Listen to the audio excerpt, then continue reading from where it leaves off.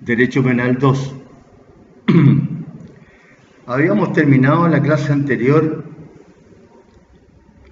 refiriéndonos a el manejo en estado de ebriedad y al manejo bajo la conducción de sustancias estupefacientes o psicotrópicas. Ahí habíamos dicho algunas palabras respecto de lo que es el sistema nervioso central, que estamos compuestos por el encéfalo y la médula espinal, que también existe un sistema nervioso periférico, que es el que se encarga de trasladar, ¿no es cierto?, desde los nervios que transmiten desde el cerebro hacia el exterior, ¿no es cierto?, las diferentes emociones, etc. Así que, explicado eso, y quedando claro que el que conduce bajo la influencia de sustancias estupefacientes o psicotrópicas, que son aquellas capaces de alterar, ¿no es cierto?, el sistema nervioso central, cometen este delito y no la falta de conducir bajo la influencia del alcohol. Bien, entonces también había dicho que nos íbamos a referir por último en esta materia a esta norma que se ha denominado la Ley Emilia.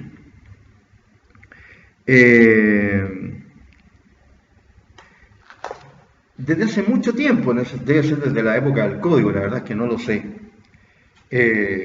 que se sanciona como falta en el artículo 494 con la pena de multa de 1 a 4 unidades tributarias mensuales, número 14, el que no socorriere o auxiliare a una persona que encontrare en despoblado herida, maltratada o en peligro de perecer, cuando pudiera hacerlo sin detrimento propio. Esta llamada omisión de socorro. Bien. A raíz de los accidentes de tránsito, con resultado de muerte, y específicamente del manejo en estado de ebriedad, con resultado de muerte, se optó por sancionar a nivel de delito esta falta general que existe en el 494 número 14.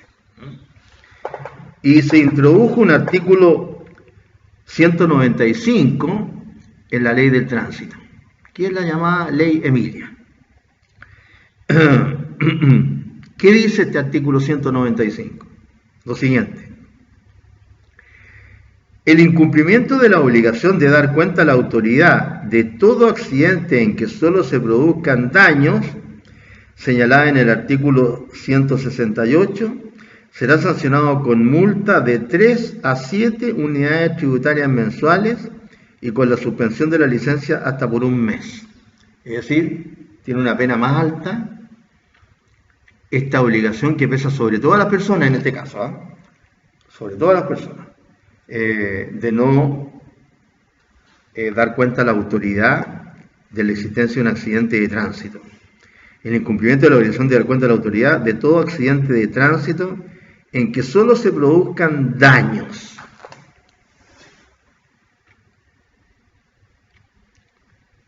Eso nos rige para todos, aunque no hayamos participado en el accidente. Bien, y en el inciso segundo, que viene la ley Emilia propiamente tal, como dirían ahora, se señala: el incumplimiento de la obligación de detener la marcha, prestar la ayuda posible y dar cuenta a la autoridad. Esas son 3 obligaciones: detener la marcha del vehículo, prestar la ayuda posible y dar cuenta a la autoridad. De todo accidente en que se produzcan lesiones señaladas en el artículo 176 ¿cómo se llama? De la ley del tránsito,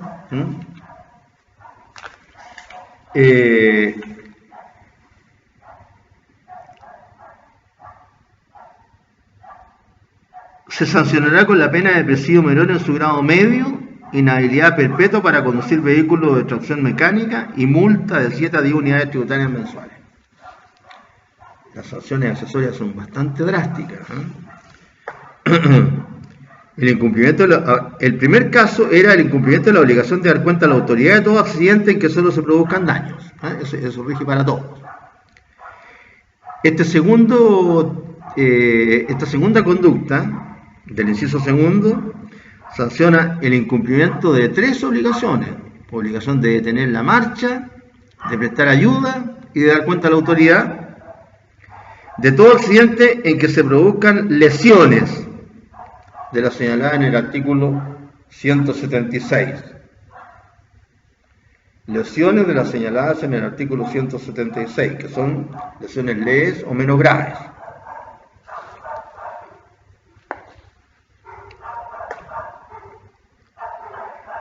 Se sanciona con presidio menor en su grado medio, inhabilidad perpetua para conducir vehículos de tracción mecánica y multa de 7 a 10 unidades tributarias mensuales.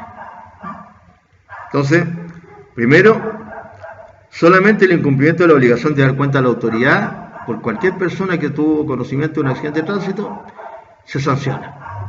Ahora tenemos el caso de los incumplimientos de 3 obligaciones, repito: detener la marcha, dar cuenta a la autoridad y prestar auxilio.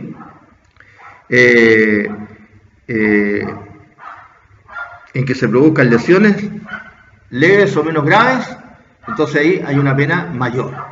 Hay una pena mayor.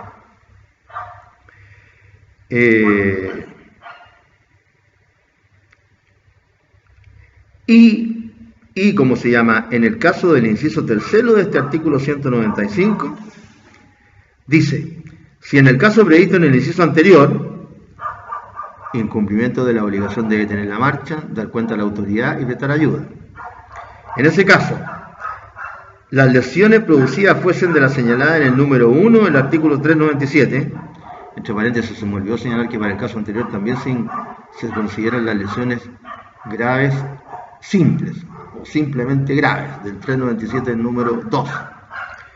Ahora, en el caso previsto en el 397 número 1, lesiones graves gravísimas, o se produjese la muerte de alguna persona, el responsable será castigado con la pena de presidio menor en su grado máximo, inhabilidad perpetua para conducir vehículos de tracción mecánica, multa de 11 a 20 unidades tributarias mensuales y con el comiso del vehículo con que se ha cometido el delito, sin perjuicio de los derechos del tercero propietario, etcétera, etcétera, para el caso de que el vehículo sea de alguien que es el dueño y que no tiene idea del accidente, que se lo robaron, hurtaron, etcétera. Entonces, fíjense ustedes que en este caso, cuando se producen lesiones graves gravísimas o la muerte, el responsable de detener la marcha, que se habla en el caso previsto en la inciso anterior, el responsable de detener la marcha del vehículo, de no prestar el auxilio a las víctimas, si pudiera hacerlo, y de dar cuenta a la autoridad, el responsable solamente tiene estas penas. Presidio menor en su grado máximo, presidio menor en su grado máximo, inhabilidad perpetua para conducir vehículos de tracción mecánica, multa de 11 unidades mensuales y comiso del vehículo. Y comiso. Entonces, si alguien comete delitos de manejo de vehículo motorizado en estado de ebriedad y causa las lesiones graves gravísimas o la muerte de una persona y no detiene la marcha, no presta la ayuda y no da cuenta a la autoridad, tiene presidio menor en su grado máximo por esta omisión de socorro, que se llama, en general. Presidio menor en su grado máximo. Y si a eso se le suma la pena del manejo en estado de ebriedad que vimos, que es el manejo en estado de ebriedad causando lesiones graves gravísimas o la muerte, se impondrá la pena de presidio menor en su grado máximo en el primer caso, o sea, tiene presidio menor en su grado máximo, se causa lesiones graves gravísimas, o puede llegar a tener presidio mayor en su grado mínimo si causa la muerte. O sea, al presidio menor en su grado mínimo se le adiciona ¿cómo se llama? El presidio menor en su grado máximo. Por un accidente de tránsito en esta variedad, causando muerte, y en el que no se dio cumplimiento a la obligación de detener la marcha, prestar auxilio y dar cuenta a la autoridad. 2 penas copulativas, más allá de las penas accesorias. Y aquí es donde, ¿no es cierto?, puede llegarse hasta presidio mayor en su grado mínimo, hasta 10 años, y se pretendía, como dice la ley, que se aplicara por lo menos 1 año de presidio efectivo, sin perjuicio de lo que señalaban las leyes sobre remisión condicional de la pena. Esa era la idea original de la ley. Así que bueno, eso es lo que considera este delito. Espero que haya quedado claro. Y lo que sí me gustaría sería repetir, ¿cómo se llama?, esta idea de los diferentes tipos penales, ¿no? De los diferentes tipos penales.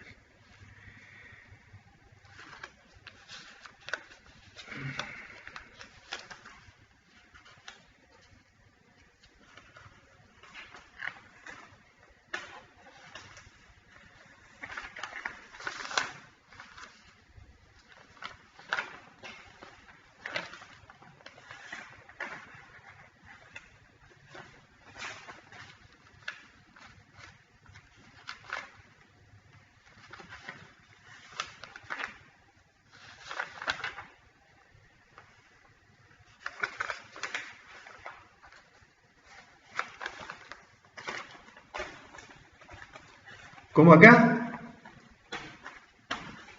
en este delito que exige estos elementos copulativos, se pueden dar diferentes razones. Me gustaría repetir, para quedarme tranquilo, la idea en relación con estos diferentes resultados, mejor dicho, no razones, sino que en relación con estos diferentes resultados. ¿Por qué? Porque voy a hablar solamente del delito, no voy a hablar de la falta que es bajo la influencia del alcohol. Voy a hablar del delito de manejo de vehículo motorizado en estado de ebriedad o de conducción bajo la influencia de sustancias estupefacientes o psicotrópicas de un vehículo motorizado. Acá hay evidentemente un delito base, un delito tipo, como llamarían algunos, que es el que se denomina manejo en estado de ebriedad simple o manejo bajo la influencia de sustancias estupefacientes o psicotrópicas simple, que consiste simplemente en conducir o en estado de ebriedad o bajo la influencia de sustancias estupefacientes o psicotrópicas, nada más. Es decir, a mí me sorprendieron, ¿no es cierto?, conduciendo en estado de ebriedad. Cometí el delito que tiene la pena más baja. O me sorprendieron conduciendo bajo la influencia de sustancias estupefacientes o psicotrópicas. Tengo la pena más baja. Solo iba conduciendo bajo los efectos del alcohol, estado de ebriedad, o bajo los efectos de sustancias estupefacientes o psicotrópicas. Bien. Si solo se causan daños o lesiones leves, en ese caso nos encontramos con un plus menor, pero un plus en el que al menos las penas accesorias se amplían. La tercera situación es que en estado de ebriedad o bajo la influencia de sustancias estupefacientes o psicotrópicas cometamos lesiones menos graves o graves, llamadas simplemente graves del artículo 397, número 2. La pena ahí principal es mayor y las accesorias también. Y por último, la ley trata conjuntamente el caso en que, en virtud del manejo en estado de ebriedad o de la influencia de las sustancias estupefacientes o psicotrópicas, cometiéramos, ¿no es cierto?, o mejor dicho, causáramos el mal mayor, es decir, las lesiones graves gravísimas del artículo 397, número 1, o la muerte. En el primer caso, la pena mayor será de presidio menor en su grado máximo. Será presidio menor en su grado máximo. Y en el segundo caso, cuando se causara la muerte, puede llegar a presidio mayor en su grado mínimo. Su grado mínimo. Y, de acuerdo con el conteo de la pena y en su relación que hace la propia ley con la ley 18.216, que es sobre la medida alternativa al cumplimiento de la sentencia, podría, como se llama, o debería, porque esa fue la idea de la ley, debería tener al menos un año de presidio efectivo. Estas penas, por el manejo, con o sin resultados, o por la conducción bajo las sustancias psicotrópicas o estupefacientes, con o sin resultados, tienen adicionalmente la pena de la llamada ley Emilia, que está en el artículo anterior, y que tiene lugar respecto del responsable del accidente, ¿no? El responsable, cuando ha causado lesiones graves, gravísimas, o cuando ha causado la muerte. Solo respecto del responsable. Solo respecto del responsable. En el caso de cualquier persona que no dio cuenta a la autoridad, pudiendo haberlo hecho sin detrimento, dice la ley, a esa persona, cualquiera que sea, se le puede aplicar esta falta que está aquí en la ley del tránsito y que tiene pena mayor a la falta que está en el 494, número 14, que era la falta original en relación con esta materia. ¿Quedó claro? Bien. Entonces, tenemos este delito base, ¿no es cierto? Este delito base.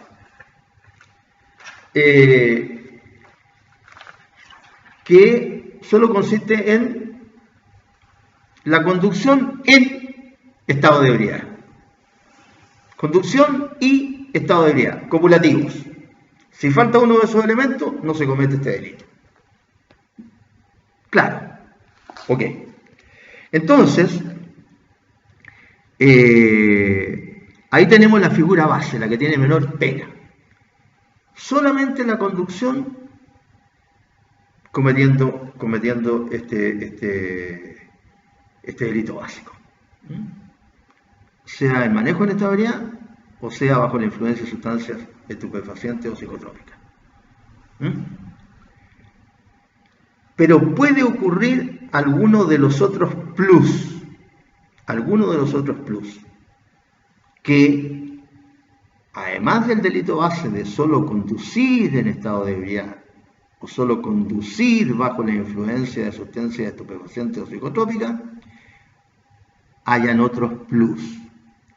Causar daños, causar lesiones leves, causar lesiones menos graves, causar lesiones graves, simplemente graves, o causar lesiones graves, gravísimas, o la muerte, que van conjuntas.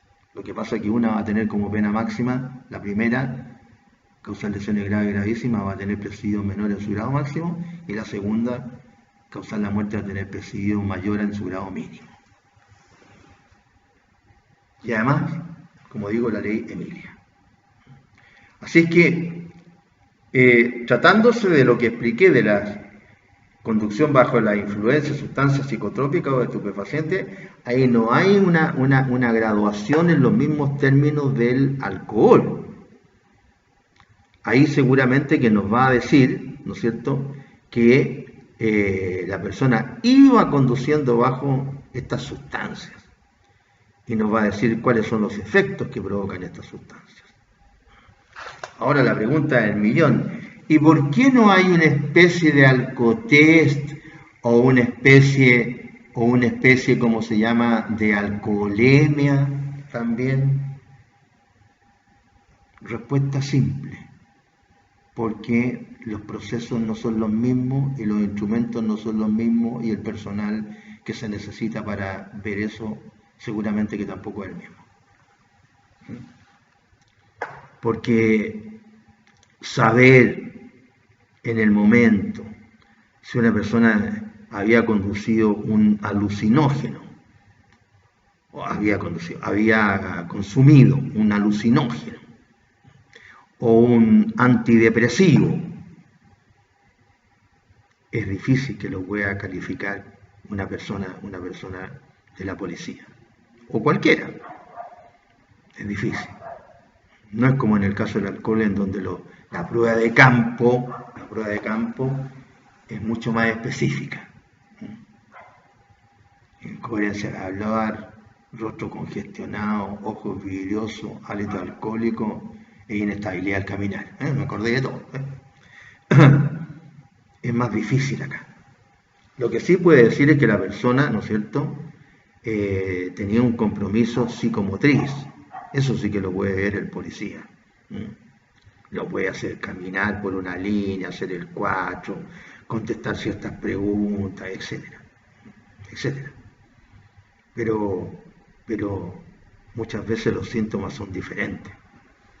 De repente el que va conduciendo bajo un tipo de sustancia alucinógena está viendo cosas que no vemos el resto de las personas que andamos normalmente en nuestros 5 sentidos. Está viendo otras cosas. Está incluso a lo mejor en otro mundo. Eso puede certificar el policía. Y después, cuando le hagan la prueba, ¿no es cierto? Cuando le hagan la prueba, le saquen sangre, el informe dirá que sí, efectivamente tenía restos de consumo de marihuana, de crack, en su nombre científico. Por eso es que no se anda con una cosita especial de así tipo alcotest para ver qué tipo de sustancia tiene. Hay unas máquinas más sofisticadas, que sí pueden calcular una serie, una variedad, ¿cómo se llama?, de sustancias, pero cuando está la sustancia misma. Por ejemplo, he visto en los programas básicamente norteamericanos, no sé para qué estamos con cuestiones, por más que nos enojemos, son los más adelantados. En esos programas de frontera, en donde se sabe, cómo se llama, que viene una sustancia, ¿no es cierto?, estupefaciente o psicotrópica en un material X, puede ser sólido o líquido. Y tienen ahí una maquinita que se ve la parte de arriba de la maquinita, a lo mejor para abajo es mucho más complicado, ¿no es cierto?, pero donde ponen la muestra en un ¿cómo se llama?, en un contenedor así tipo de vidrio, muy fino, una gotita, si es que es líquido, o un poquito si es que es sólido, y la máquina empieza a hacer como se llama, como ese robot bien simpático que había hace años atrás, Arturito, y empieza a hacer unos soniditos así, pum, y dice, tiene cocaína, o tiene heroína, o tiene esto, los nombres de la sustancia. No sé siquiera si acá está esa máquina en Chile, no sé. A lo mejor hay, pero yo no sé. Si hay en los hospitales, no sé. Es más o menos como esa máquina que analiza los componentes atómicos de cualquier tipo de materia. No sé si ustedes vieron una película que se llama El Depredador 2. Ahí hay una a mí me llama la atención también por las clases que hago de medicina legal. Esta señora era una famosa ahí en la película, que se quejaba porque no le preguntaban a ella con esto que andaban siguiendo al depredador. Y cuando encuentra el policía en el Depredador 2, el protagonista es un negro, y matan a uno de sus compañeros, y este había agarrado un implemento del depredador, que es como una cosita chica que pesaba muy poco, qué sé yo, pero que cortaba más que cualquier sable, navaja, qué sé yo, de los más que cortan en nuestro planeta, que se han construido. y lo coloca la doctora esta, ¿ah? La patóloga, lo coloca como se llama ahí en esa máquina, ¿ya? Que es el que analiza las características atómicas de cada uno de los elementos, ¿no es cierto?, que componen la tabla periódica, ¿ah? Y le dice, este fierro, este hierro, este potasio, permanganato, qué sé yo, ¿ah? Y le dijo, y la respuesta es que el elemento con el que está construido todos los elementos no aparecen en la tabla periódica. O sea, ¿qué es lo que le estaba diciendo? Que era un extraterrestre. Que era un extraterrestre. ¿Ah? Claro que parece que también es cuestión de película, porque hasta donde yo tengo entendido, con mi cero casi conocimiento de lo que pueden ser los componentes del universo, si hay algo que he leído en algunas oportunidades, es que los elementos que componen el universo están presentes en todo el universo. O sea, que casi están, no sé, habrán otras galaxias a lo mejor que se formaron de manera diferente, con componentes diferentes, no sé. Pero parece que todos los elementos que hay en la Tierra, que sé yo, en todos los planetas que hay en el sistema solar nuestro, son los que están en todo el universo. Lo cual sería una contradicción con lo que dice, ¿no es cierto?, la doctora ahí en esta película, que yo se lo digo a propósito de la maquinita que tienen en la frontera en Estados Unidos, por si de repente necesitan analizar qué tipo de droga lleva tal o cual elemento. Y lo colocan ahí y la máquina les tira inmediatamente la respuesta.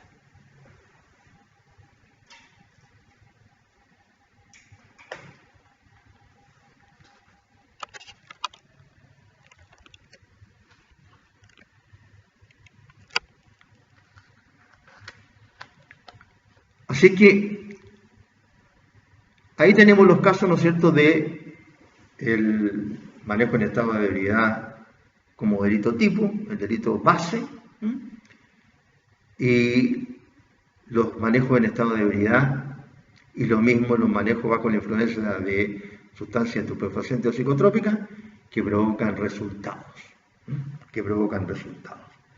Ahora, evidentemente que el delito tipo, ¿no es cierto?, significa un peligro en contra de la seguridad del tránsito público. Ya. Pero dadas las diferentes circunstancias que pueden ocurrir, porque se trata solamente de una persona que se encuentre conduciendo bajo las ¿cómo se llama?, en estado de ebriedad, o bajo la influencia de sustancias estupefacientes o psicotrópicas. No haya causado ningún otro atentado en contra de ningún otro bien jurídico que no sea en contra de la seguridad del tránsito público. Bien, esta persona se encuentra, ¿no es cierto?, cometiendo un delito de peligro, porque no ha causado otro mal. Y ahí es donde hay una discusión que parece, como se llama, de que de repente no está clara la idea de la doctrina, en orden a establecer si solamente hay un delito de peligro concreto o un delito de peligro abstracto.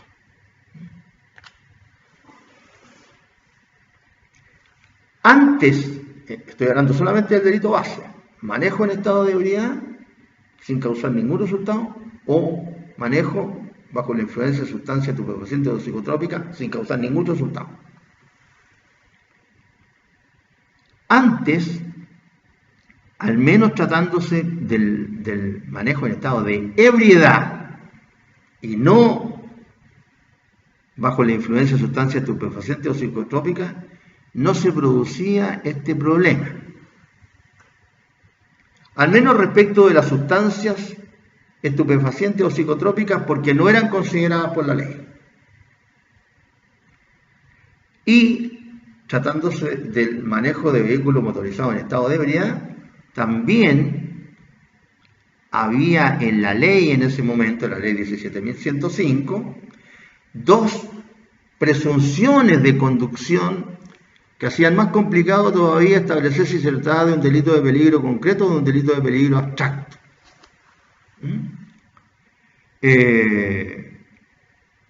Porque se presumía por la ley que se encontraba conduciendo en estado de ebriedad aquel que se aprestaba a conducir o aquel que había dejado de conducir. Estas dos presunciones de conducción, se eliminaron ahora. Así que el problema no se produce. Pero respecto del delito de manejo, en estado de ebriedad, base, no se produce. O sea, antes de la última modificación, la anterior antes de esta hubo otra, ya en la ley del tránsito, ¿no? Pero al menos en la ley 17.105, antes cuando existían estas presunciones, por ejemplo, del que se aprestaba a conducir, venía saliendo de la casa totalmente borracho, seguramente que en su casa le habían dicho, oye, no te vayas a poner a manejar, mejor quédate en la casa, y el curado porfiado, ¿no es cierto? Y, no, yo manejo nomás. Y cuando iba saliendo, y iban pasando los carabineros y se daban cuenta de que iba a conducir el vehículo. ¡Pum! Lo pescaban ahí. No había conducido todavía, pero se aprestaba a conducir. Eso la ley lo sancionaba. Presumía conducción. Y si estaba ebrio, ¿no es cierto? Hacían la prueba, estaba en estado de ebriedad, conducción en estado de ebriedad. El caso contrario. Había logrado llegar hasta la casa ese curado, ¿no es cierto? No lo había sorprendido nadie. Y cuando se estaba bajando, iba caminando a abrir la puerta de su casa, venía carabinero, oiga, espérese un poquito, mire que lo estamos mirando, y usted salió de este auto que lo venía conduciendo en estado de ebriedad. Pero no, pues si yo no estoy en el auto, correcto, pero estaba. Bien, pero estaban esas presunciones, que como dicen los penalistas, garantistas, no le gustan al derecho penal, estas presunciones. Sí, porque en realidad, ¿no es cierto?, es complicado establecer presunciones en derecho penal. Pero bueno. Pero ahora ese problema no existe, porque no están esas presunciones. Entonces, igual se plantea, porque como hay tantas situaciones, se plantea, ¿no es cierto?, la pregunta de si se trata de un delito de peligro concreto o si se trata de un delito de peligro abstracto. Incluso, también hay quien por ahí opina que se trata de un delito de lesión. Este manejo en estado de ebriedad, al menos, no bajo la influencia de sustancias psicotrópicas de estupefacientes, porque no he leído a ese respecto lo mismo, de que se trata de un delito de lesión. ¿Por qué? Porque la seguridad en el tránsito público no se puso en riesgo, sino que se lesionó directamente el bien jurídico tutelado. Seguridad en el tránsito público, desde el momento en que se puso a manejar la persona en estado de ebriedad. Si ese es el bien jurídico tutelado, único. Seguridad en el tránsito público. Porque desde el momento en que la persona se puso a conducir ese vehículo en estado de ebriedad, lesionó ese bien jurídico. Entonces sería un delito de lesión. Para otros es un delito de peligro, porque la seguridad en el tránsito público no se ha lesionado. Es decir, esta otra opinión parte de la base de que se haya lesionado otro bien jurídico, la propiedad en el caso de causar daños, la persona en su integridad física si se le causaron lesiones físicas o si se le causó lesiones contra la salud o psíquicas, o si se le causó la muerte. Una discusión abierta, digamos que interminable, porque ahí evidentemente que se trata de otros bienes jurídicos adicionales a la seguridad en el tránsito público. Así que esto lo aclaro porque si alguien de repente entendió mal o no fui tan claro, ahora creo que he sido mucho más claro. ¿Estamos de acuerdo? Bien. Entonces tenemos esos tipos penales que parten con un delito base, reitero por última vez, el manejo en estado de ebriedad o manejo bajo la influencia de sustancias estupefacientes o psicotrópicas y ¿cómo se llama? El manejo en estado de ebriedad o el manejo bajo sustancias estupefacientes o psicotrópicas causando algún otro lesión o riesgo de lesión en contra de otros bienes jurídicos como son generalmente la propiedad o la integridad física o psíquica o la vida. Bien. Por último, algunas palabritas respecto del tercer grupo y del cuarto grupo de estos delitos que aparecen en este párrafo 16, crímenes y simples delitos relativos a los ferrocarriles, telégrafo y conductores de correspondencia, en donde tratamos el manejo en estado de ebriedad y bajo las sustancias estupefacientes o psicotrópicas. Que son este tercer grupo los delitos relacionados con los telégrafos.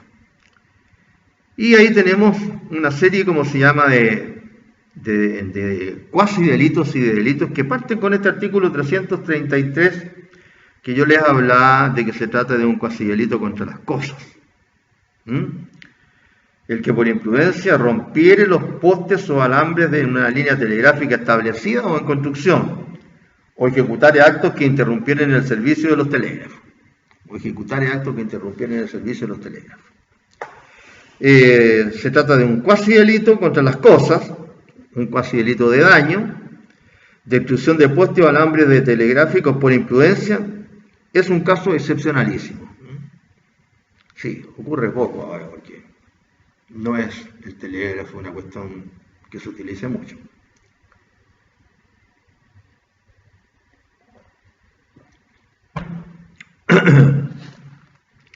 Luego tenemos el caso del 334, que sanciona al que intencionalmente interrumpiere la comunicación telegráfica o causare daño a una línea en construcción, rompiendo los alambres o postes, inutilizando los aparatos de transmisión o por cualquier otro medio. Entonces acá nos encontramos en el caso de una interrupción intencional. ¿De qué? De señales telegráficas. Aquí existe dolo para que los daños ocasionados en líneas o instalaciones telefónicas sean constitutivas de delito, requieren una interpretación extensiva, porque este tipo de delitos no se previó por no existir el teléfono en la época de promulgación del Código Penal. Claro. ¿Y procederá la interpretación extensiva? Ahí hay una discusión también bastante larga, porque interpretación extensiva huele a analogía.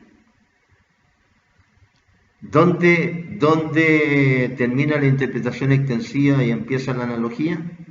¿O viceversa? Bien. Entonces, complicado.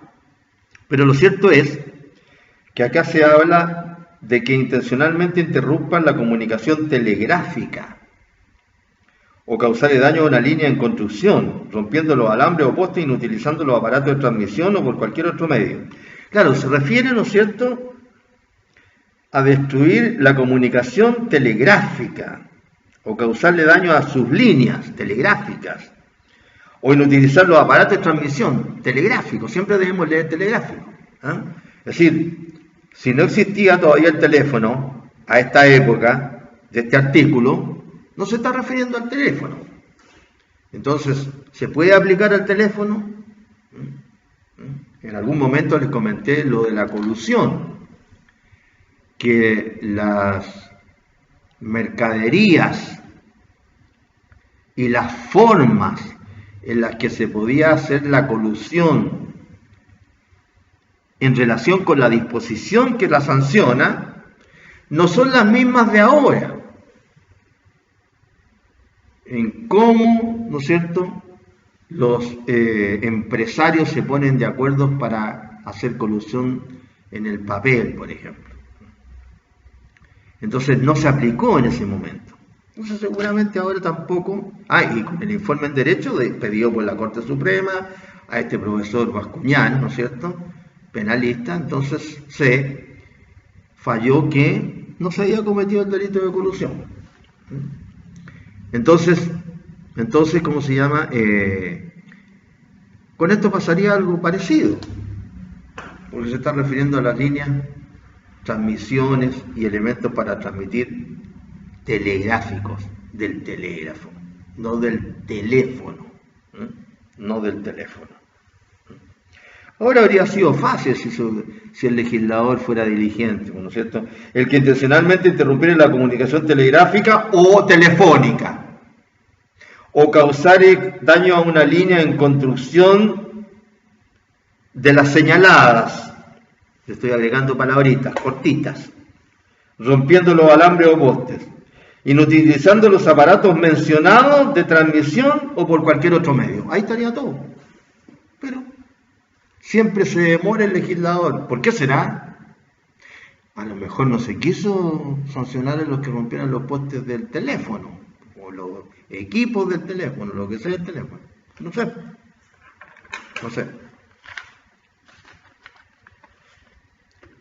El artículo siguiente, el 335, que se refiere a una circunstancia, como es el caso de ahora, de una circunstancia que considera la ley. Ahora estamos hablando de esas modalidades de la acción que son circunstancias, ¿no es cierto?, de lugar, tiempo, enfermedades, etc. Aquí hay una circunstancia. ¿Cuáles son? Motín, insurrección, guerra exterior u otra calamidad pública. Rompieren los alambres o postes, destruyeran las máquinas o aparatos telegráficos de nuevo. Claro, si era el telégrafo el que había en esa época. Se apoderaren con violencia o amenaza de las víctimas o empleando los mismos medios impidieran de cualquier modo la correspondencia telegráfica entre los depositarios y la autoridad pública, o se opusieren con fuerza o violencia al restablecimiento de una línea telegráfica, serán castigados con presidio menor en cualquier de su grado y multa.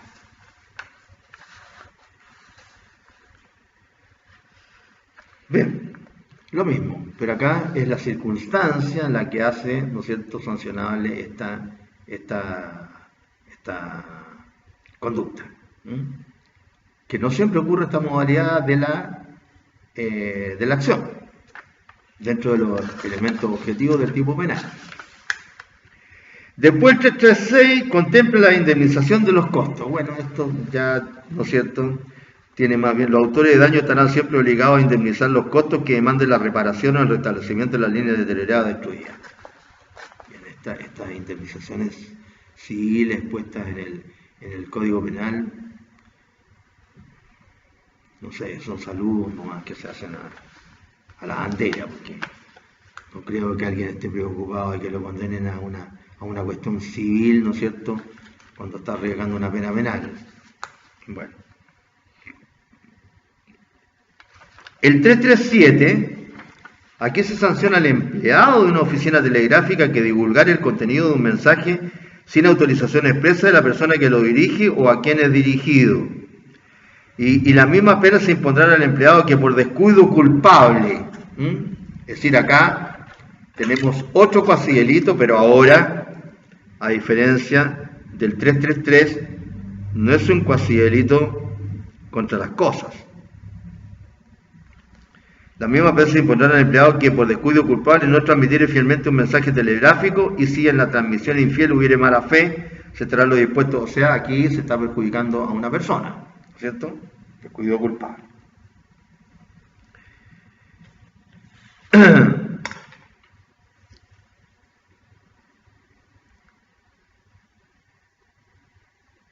Ahora, si se produce la transmisión infiel, dice, la misma pena se impondrá al empleado que por descuido culpable no transmitiere fielmente un mensaje telegráfico.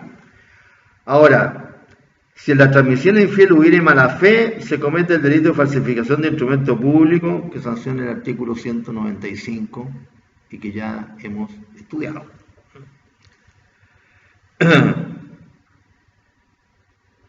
¿Por qué? Porque así lo dice la ley. Y si en la transmisión infiel hubiere mala fe, se estará lo dispuesto en el artículo 195.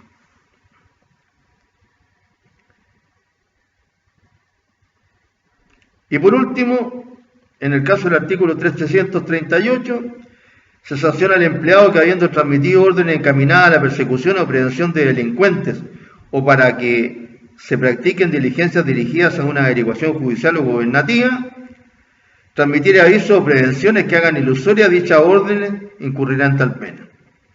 Lo mismo se aplicará cuando maliciosamente frustrare las medidas de la autoridad en tales casos con una transmisión o traducción infiel. O sea, no quiere, ¿no es cierto?, que en el fondo se aplique sanción por las conductas que señala este empleado público. Y en el último grupo están los delitos relacionados con los conductores de correspondencia, que es el caso del artículo 141, y que sanciona al que acometiere a un conductor de correspondencia pública para interceptarla o detenerla, o para apoderarse de ella o de cualquier modo inutilizarla.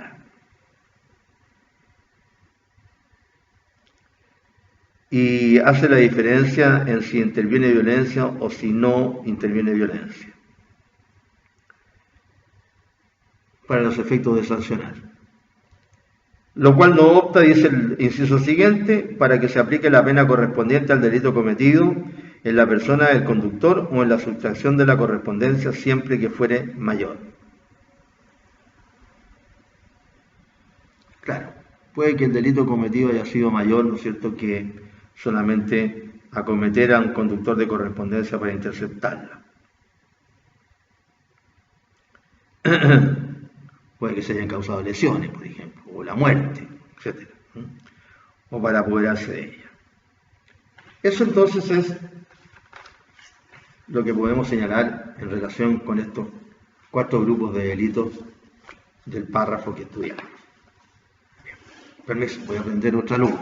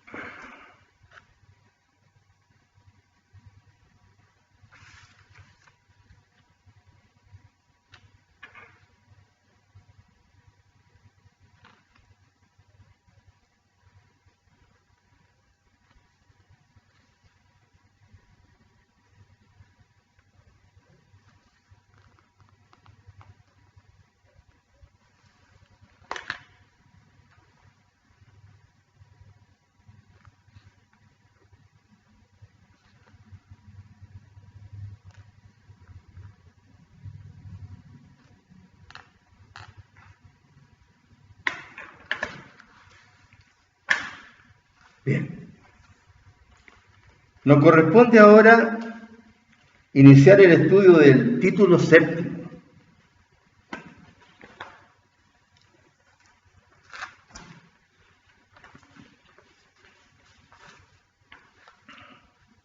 Crímenes y simples delitos contra el orden de las familias, contra la moralidad pública y contra la integridad sexual.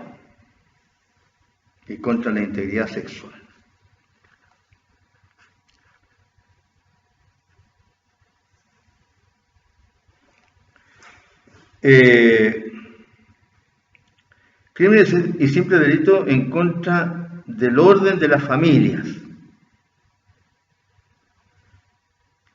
Bueno, la familia, ¿no es cierto?, es una institución que tenemos muchas ideas, ¿no es cierto?, desde el punto de vista del derecho civil.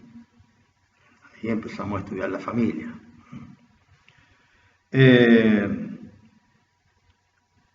La integridad sexual y la moralidad pública. Aquí ya es más difícil, ¿no es cierto?, tener conceptos claros, ¿no? Definidos, porque ha ido variando, ¿no es cierto?, la visión humana, no la visión natural de las cosas. Y entonces los conceptos de moralidad pública e incluso de integridad sexual diríamos que no están tan claros.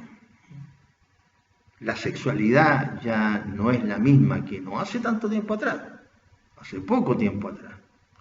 Se han incorporado elementos nuevos, como por ejemplo el concepto ya no solamente de libertad sexual, sino que ahora el de indemnidad sexual. Entonces son conceptos que hasta hace poco tiempo no existían. Entonces el concepto de moralidad pública no está definido, al igual que, como digo, el de integridad sexual. Y no los tenemos claros, porque dependen, ¿no es cierto?, de cada sociedad y de cada cultura. Por lo tanto, es un término controvertido, son términos controvertidos y muy difusos, muy difusos. De repente hay prácticas, ¿no es cierto?, que en Occidente, que es lo que nosotros conocemos mejor, hay diferencias, pero diferencias que no son tan grandes con las de otras culturas, que están más lejos. Culturas no solamente de continente africano, sino que continente asiático. Hay tantas cosas diferentes. Con el Medio Oriente. Está unida la religión con el derecho, lo que significa que muchas prácticas culturales son sancionadas de manera distinta. Si en el Medio Oriente, no en todas partes, pero en la mayoría, si en el Medio Oriente se le pueden dar de latigazo a una mujer porque no se tapa, por ejemplo, la cabeza completamente en algunos países. Bueno, con mayor razón, imagínense ustedes lo que podrán hacer otra cosa. El adulterio significa la muerte, el adulterio de las mujeres, porque los hombres en esos países hacen lo que quieren. Entre paréntesis, siempre Occidente ha sido el país más, el continente, digamos, más que continente, la cultura de Occidente, la más libertaria, la más igualitaria, etc. La verdad, es la verdad. ¿Cómo se llaman los asiáticos? Todos, incluida la China comunista de ahora, comunista en lo político y capitalista en lo económico. Tienen sus propias costumbres.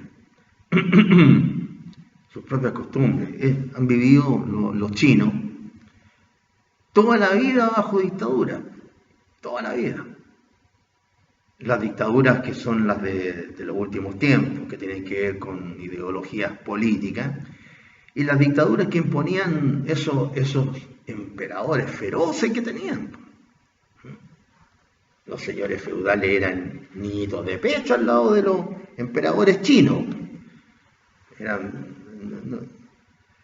No eran dioses en el sentido de que no podían realizar cuestiones divinas, pero en lo que podían hacer eran verdaderos dioses.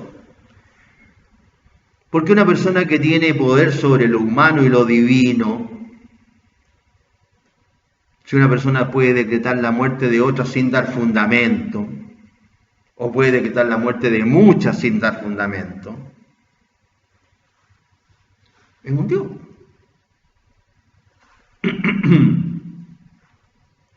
Entonces, imagínense ustedes, por ejemplo, que en el caso de Medio Oriente, hay países en los cuales, incluso de Asia, hay casos en los cuales ya no es que la mujer solamente ande tapada, los ojos, que era lo único que casi se le ven, hay algunos países que los ojos tienen como una rejilla, O sea, no se le puede ni ver los ojos.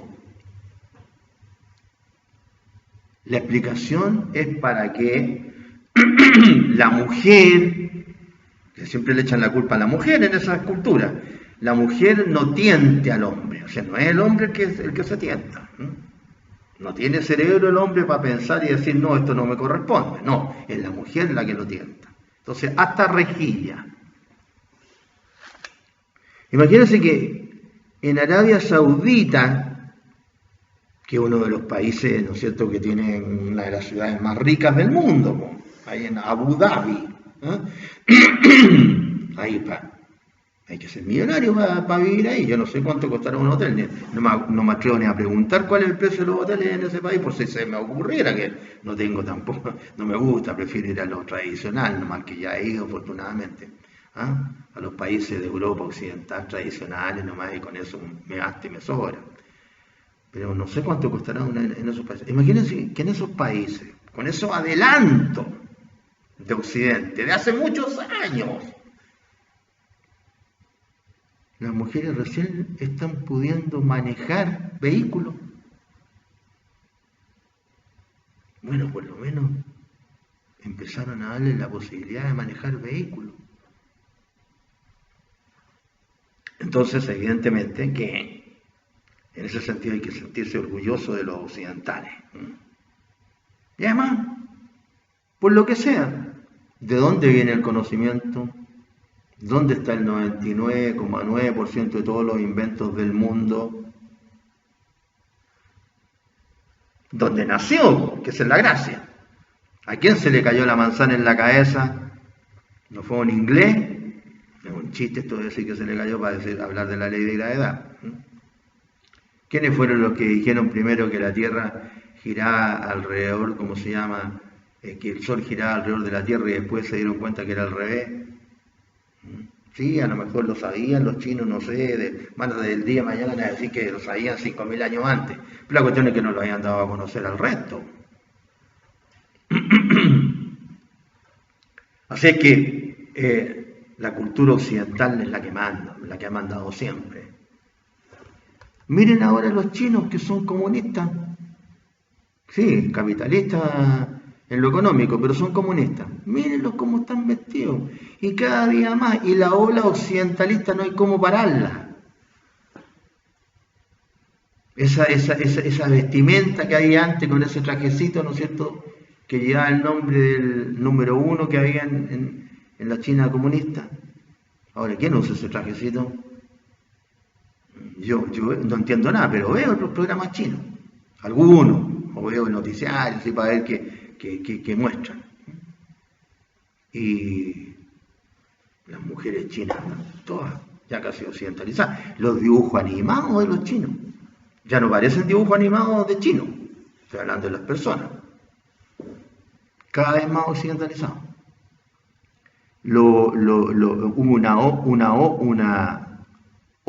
Una onda en los años 60 años atrás, más de 60 años atrás, en los 1960, una onda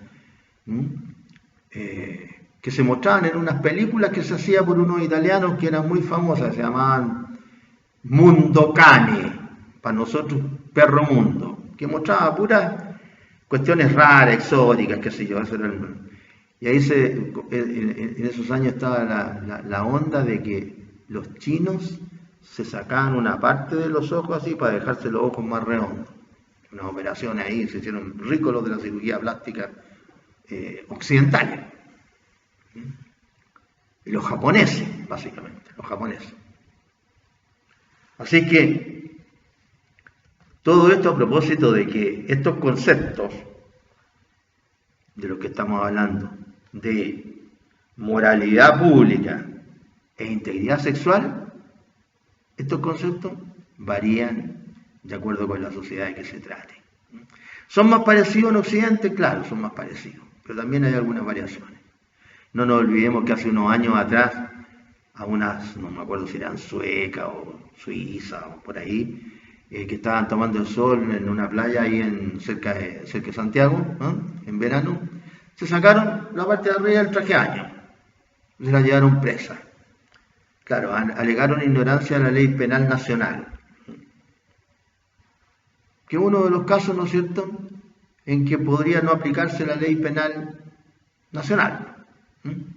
Los casos, ¿no es cierto?, en que un extranjero alega ignorancia de esa ley.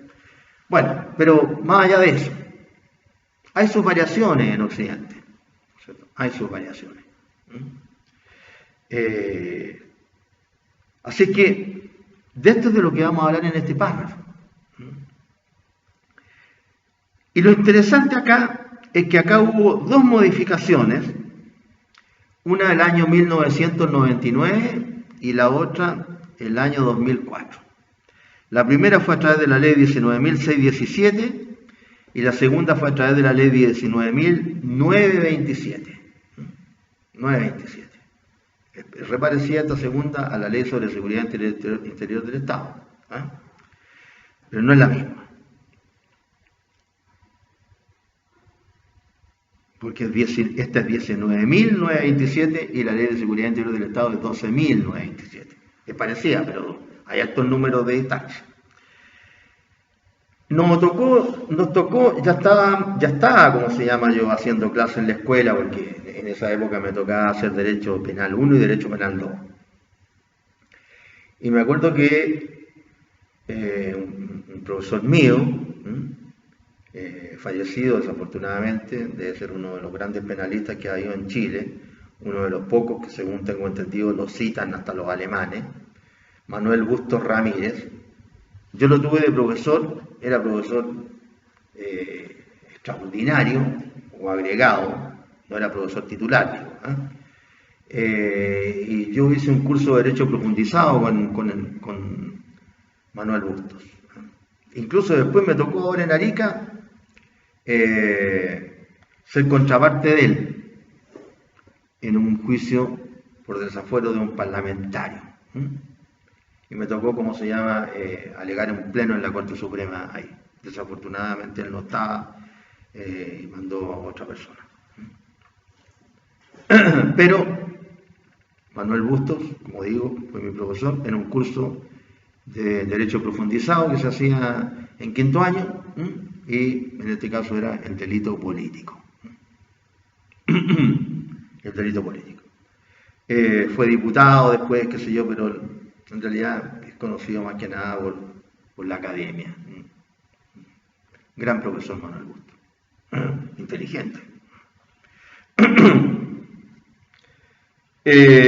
Vino él 2 veces. Justamente lo nombro a propósito de esto. Vino a propósito de esto.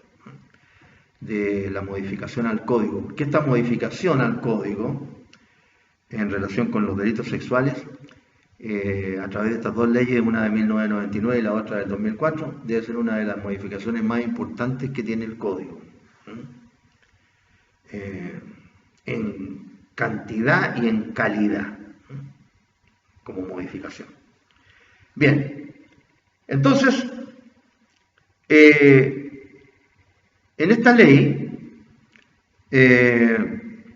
se hacen modificaciones, al menos en 5 aspectos. En relación con los antecedentes jurídicos de ciertos delitos, en relación con defectos en prescripciones normativas, en relación con las probanzas, en relación con la denuncia y en relación con los delitos mismos. En relación con los antecedentes jurídicos de ciertos delitos, lo que trató el legislador del 99 y después del 2004 fue armonizar la ley a los nuevos tiempos. Claro, ya en esta materia se había avanzado mucho, ya el código nuestro de 1875, en 1875 y 1999 han pasado sus años, 124, imagínense ustedes. Por ejemplo, tuvo en cuenta esta modificación que el agresor sexual en muchas oportunidades está en la casa de la víctima. En la casa de la víctima. Antes siempre se partía de la idea de que el violador, que el abusador de los abusos sexuales, antes llamados abusos deshonestos, no sé, pues estaba en la calle, siempre, ¿no? Siempre. Y por ejemplo, a las mujeres siempre la violaban cuando se trataba de una trabajadora que llegaba en la noche y, ¿cómo se llama?, y la asaltaban y la violaban en una cancha de fútbol, que siempre estaba desolado, de noche, estoy hablando de los sitios aledaños de las ciudades, como podría ser Santiago de esos años. Y no, pues se empezó a dar cuenta en los tribunales básicamente que el agresor sexual empezó a estar más en la casa que en la calle. Entonces se consideró este hecho. El bien jurídico protegido también se consideró, porque era muy incierto. En el delito de incesto era el orden de las familias, y en la violación y el estupro, la libertad y la moralidad pública. Sí. Era muy incierto el bien jurídico que protegían todas estas figuras. Porque el orden de las familias es difícil distinguir este bien jurídico también, ¿no es cierto? Que a veces uno se da más cuenta cuando existe más reprochabilidad teniendo en cuenta el orden de la familia. Y la ley penal nueva pretendió crear un bien jurídico que es el que yo les comentaba, la libertad de autodeterminación sexual. Es decir, de la posibilidad que tiene una persona de ejercer su sexualidad a través de toda su vida sin injerencia de ningún tipo que venga desde fuera de ella misma, que no la obliguen, ni familiares ni extraños, a la realización de su sexualidad. Esa es la idea.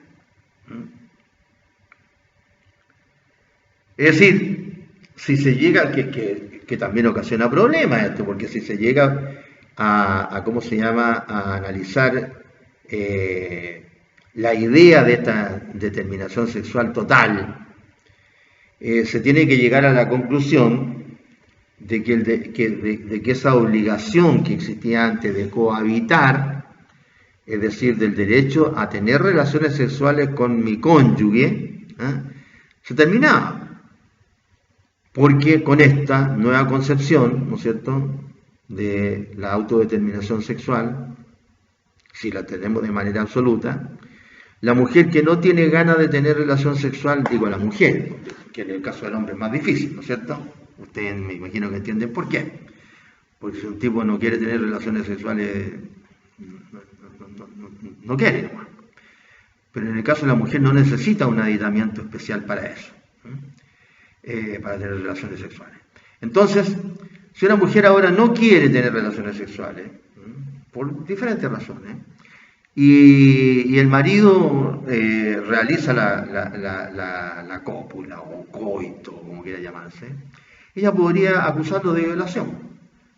Entonces, se podría utilizar, ¿no es cierto?, este sistema también para otros fines, para obtener otros objetivos. Por ejemplo, el divorcio.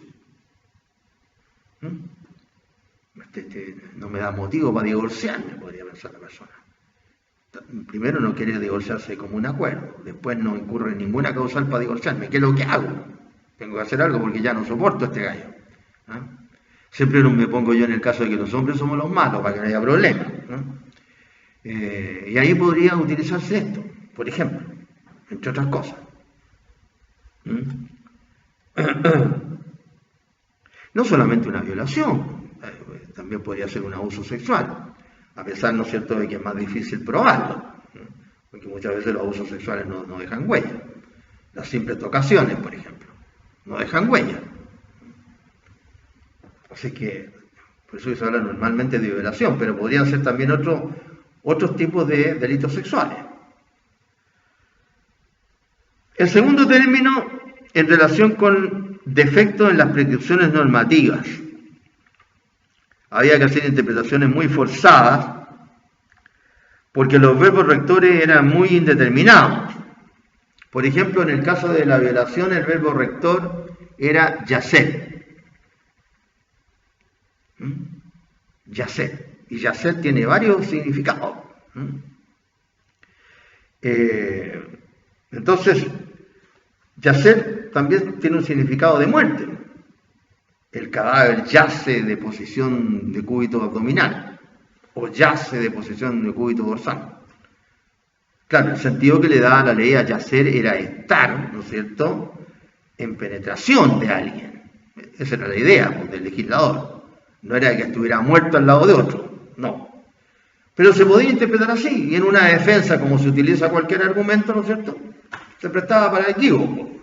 Y de hecho hubo sentencias de todo tipo.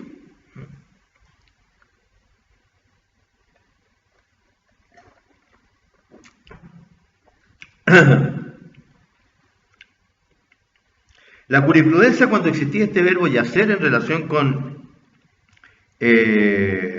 la violación, durante años se inclinó en diversos sentidos y solamente consideraba como violación la violación vaginal de la víctima. O sea, solamente se trataba de la violación de una mujer. Entonces el sujeto pasivo solamente podía ser mujer. Lo que significa que el Código Penal mantenía la idea de la naturaleza. Y ahí está el problema, porque a veces también las soluciones acarrean problemas, de lo que ¿cómo se llama?, de lo que ya viene existiendo, ¿no es cierto?, que es tratar de, a través de una norma hecha por el hombre, destruir o tergiversar o alterar, como quiera llamarse, una norma de la naturaleza o de las ciencias duras. Porque hasta el momento,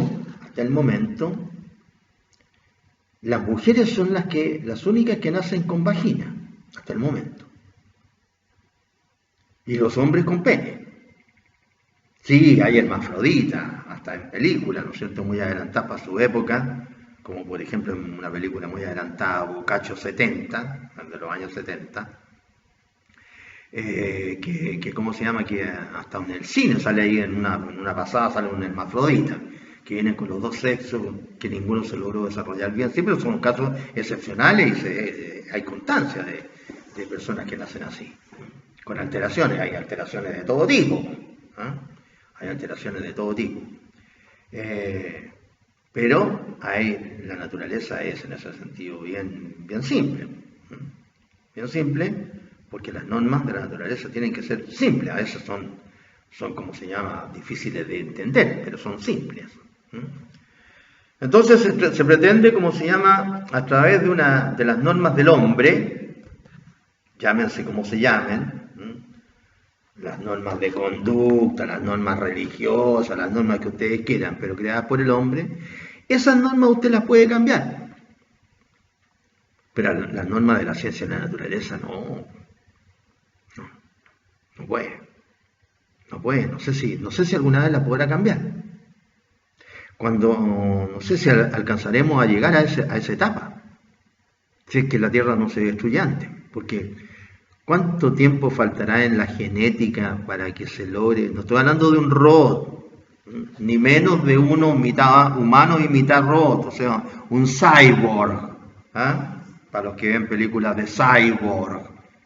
No, estoy hablando de una persona que, aunque sea mutación, pero todo genético. ¿Cuánto tiempo pasará para que de repente un hombre pueda tener estos elementos que tienen las mujeres y viceversa?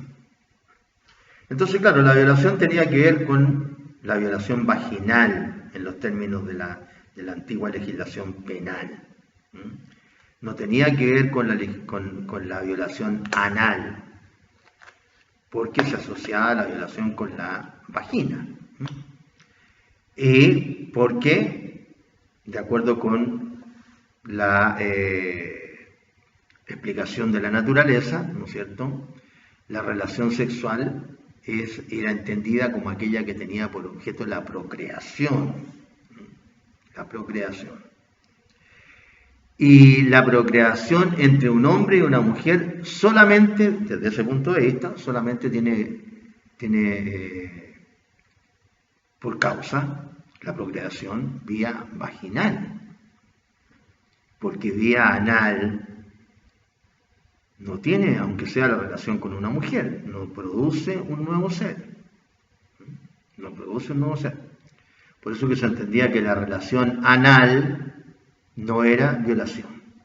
En el texto de la antigua ley, así lo entendía la aplicación del código, cuál era el significado para el código de la violación.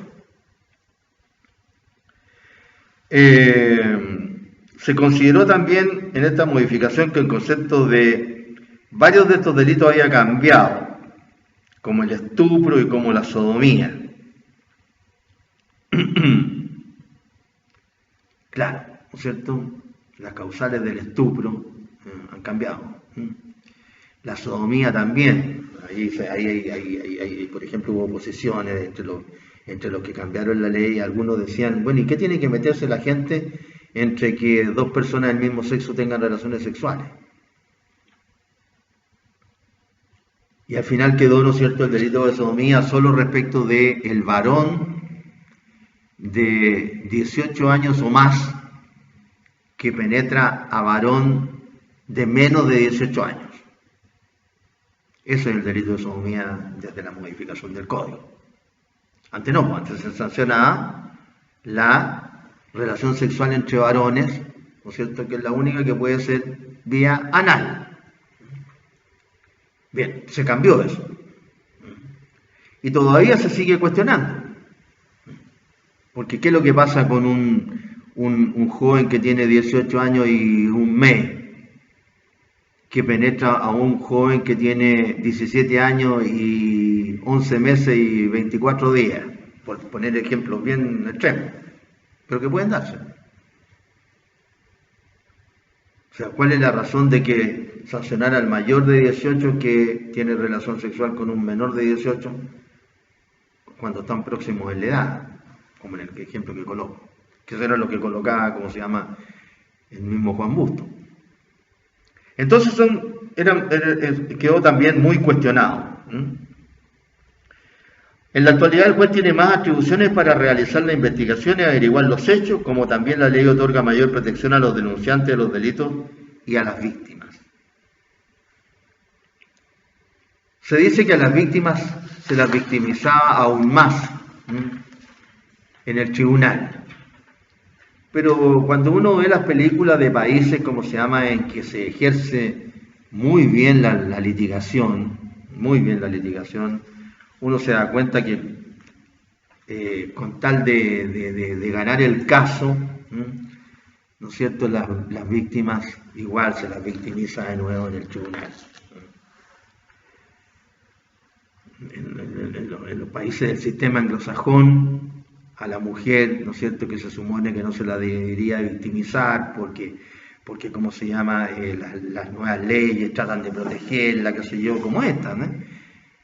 Le sacan desde que le compraron el Ken para la Pascua, el muñequito ese, de que ya era una fresca ya, más o menos.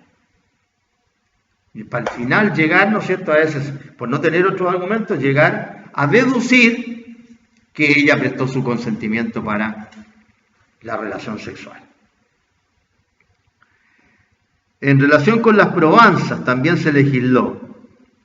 Antes existían graves problemas probatorios, las condenas eran escasas, y ahora se han agilizado las condenas con la intervención de los servicios del Estado. Y en cuanto a la valoración de la prueba, se obliga entonces ahora al juez a apreciar la prueba rendida de acuerdo con las reglas de la sana crítica, según su experiencia y lógica. Y de todo esto que queda muy entregado a los jueces también, porque hay algunos jueces que salen también con cualquier cabeza de pescado, ¿no? No tienen mucha experiencia algunos, ¿no es cierto? Otros no tienen lógica. ¿Qué puede, por ejemplo, saber tanto de familia un juez soltero toda la vida? O sea, de todo, si el hombre es limitado. ¿Mm? O no soltero, pero que ha tenido poca experiencia sexual. ¿Qué puede saber? Es como se llama traer un gaffiter que lo único que ha hecho ha sido cambiar una llave. Y a lo mejor usted lo trae para que le saque, no sé, pues, le saque un water porque ya está mal y hay que cambiarlo.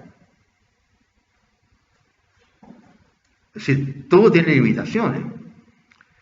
Pero claro que es importante, si todo esto de la teoría funcionaria sería todo maravilloso. Desafortunadamente el hombre no es pura teoría, es básicamente práctica. En relación con la prueba pericial sí que es algo muy importante. Ya no solamente se considera el médico legista, antes si no lo contrataba el legista no tenía ningún valor.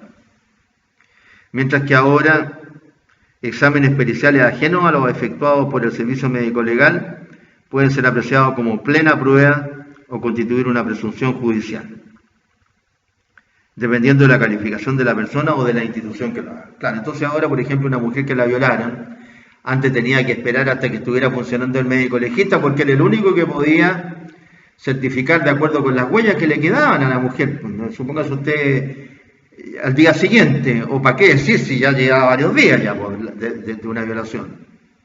Ahora no, pues ahora una mujer puede concurrir a cualquier centro asistencial y el médico, el paramédico, el que haya, ¿no es cierto?, puede certificar y va a depender su informe de la calidad técnica que posea, pero tiene valor su informe, muy bueno eso.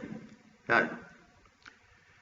Y en relación con la prueba testimonial lo mismo, se prescinde de las reglas generales, se eliminan las tachas, etcétera, etcétera. En la actualidad no existen estas limitaciones en materia penal para que declaren los testigos, así que cualquiera. Antes, ¿quién era el primero, por ejemplo, de una niña joven que vivía con su padre? ¿Quién era el primero que se enteraba de una violación? La madre, pues. Y la madre no podía declarar porque la tachaban. Claro, ¿no es cierto? O el padre, o los hermanos. Todos tachados. Ahora no, ahora depende. Y yo creo que deben ser los mejores testigos. Claro, porque es lo lógico. Claro.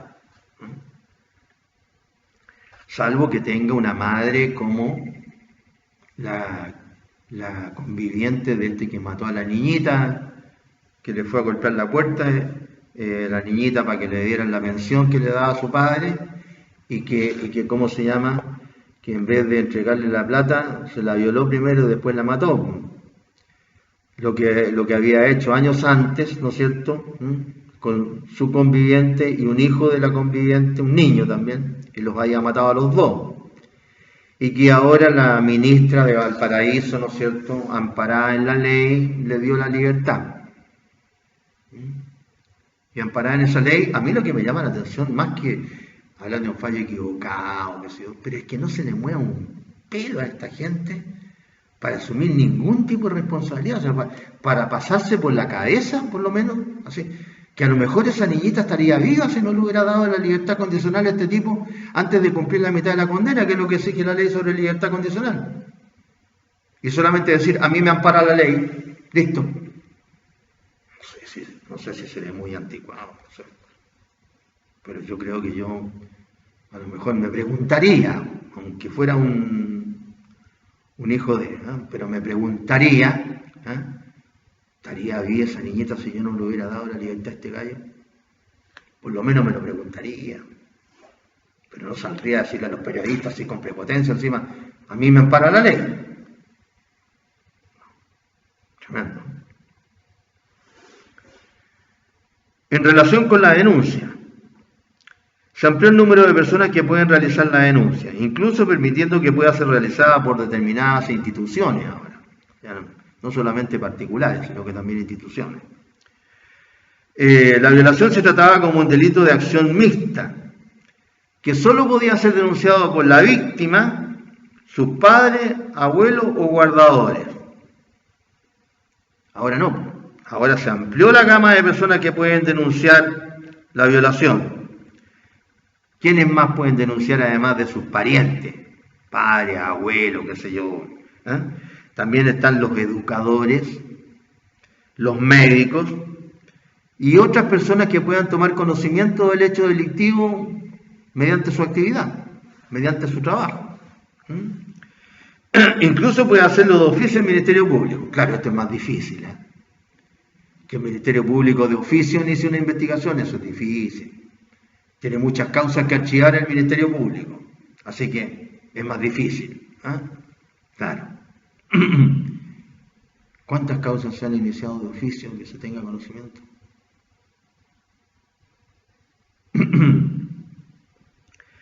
La nueva ley también estableció una serie de medidas de protección para la víctima, como la suspensión de la cohabitación entre víctimas e imputados y ciertas medidas también de privacidad como el resguardo de la identidad de la víctima.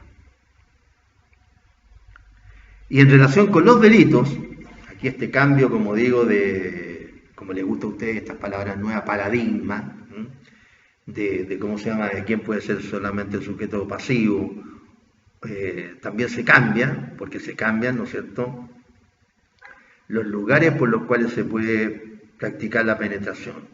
Y al cambiarse también los lugares, se está cambiando también a las personas, es decir, se está incluyendo a los hombres. Ya no hablamos solamente de que hay violación vaginal, sino que también si no hay solamente penetración vaginal, sino que también anal, considerada por la ley, entonces estamos diciendo, miren, no solamente pueden ser objetos de violación las mujeres, sino que también los hombres. En relación con los delitos, la idea matriz de esta ley es que el acceso carnal contempla tanto la vía vaginal, anal, como la bucal también, como la bucal. Entonces, la más importante de las modificaciones es la que se refiere a que ahora el sujeto activo y el sujeto pasivo de estos delitos pueden ser de cualquier sexo. De cualquier sexo. Los dos. Sujeto activo y sujeto pasivo. De estos delitos. Pueden ser los dos. Tanto los hombres como las mujeres. Ahí quedó afuera el caso de la violación femenina. Porque claro, las mujeres no tienen instrumento para penetrar, ¿no es cierto? O sea, no podría hablarse así de manera común de la violación hecha por una mujer. Y ahí alegaron algunos de los ¿cómo se llama?, de los legisladores, de por qué las mujeres no podían, tuvo el principio de igualdad ante la ley, por qué los hombres podían ser acusados, ¿no es cierto?, de tener relaciones con el mismo sexo a través del delito de violosía, de sodomía, y las mujeres no. Entonces, para que se quedaran más tranquilos, por decirlo así, entonces se creó el delito de, ¿no es cierto?, de abuso sexual agravado, que es el abuso sexual mediante la penetración de objetos o de animales. Bien. Eso lo vamos a ver en la próxima clase, en el avance que vamos a ir teniendo ahora. Así que quedamos acá por esta vez, jóvenes. Que estén bien.